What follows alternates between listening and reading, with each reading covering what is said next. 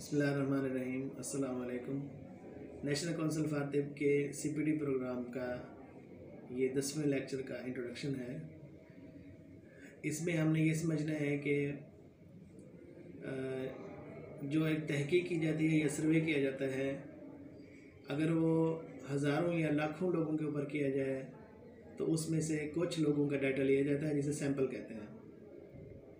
सवाल ये पैदा होता है कि ये जो सैंपल होता है, ये सैंपल लाखों लोगों की नुमाइंदगी किस कदर करता है।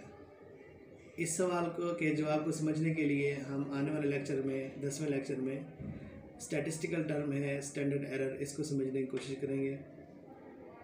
और दूसरा सवाल ये पैदा होता है कि ये जो नुमाइंदगी है, क्या ये सही है या इसमें जो सच्चाई का लेवल है वो क्या है।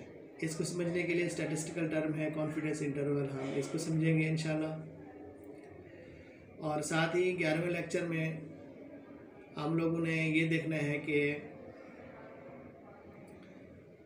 जो तहकीक है किसी भी ग्रुप के ऊपर की गई है, उसको किसी दूसरे ग्रुप के साथ हमने तकाबुल करना होता है, एनालिसिस करना होता है, कंपेयर करना होता है। तो उसके लिए हमारे पास दो रास्ते होते हैं। एक होता है पैरामीट्रिक एनालिसिस या क्वांटिटेटिव एनालिसिस, और दूसरा होता है नॉन पैरामीट्रिक या क्वालिटेटिव एनालिसिस। अब हमें इन दो रास्तों में से एक रास्ते का इंतखाब करना होता है। इस इंतखाब के लिए हमें डाटा की नॉर्मेलिटी या डेविएशन फ्रॉम द नॉर्मेलिटी को चेक करना होता है। अगर हमारे पास डाटा नॉर्मल हो तो हमें क्वांटिटेटिव या पैरामीट्रिक टेस्ट अडॉप्ट करने होते हैं, और अगर हमारे पास डाटा डेविएटेड हो तो फिर हमें क्वालिटेटिव या नॉन पैरामीट्रिक टेस्ट अडॉप्ट करने होते हैं। हम 11वें लेक्चर में ये समझने की कोशिश करेंगे या इंशाल्लाह ये समझेंगे कि नॉर्मेलिटी ऑफ द डाटा क्या होता है और उसको कैलकुलेट कैसे करते हैं, और ये डिसाइड कैसे करते हैं कि ये डाटा नॉर्मल है या डेविएटेड फ्रॉम द नॉर्मल है।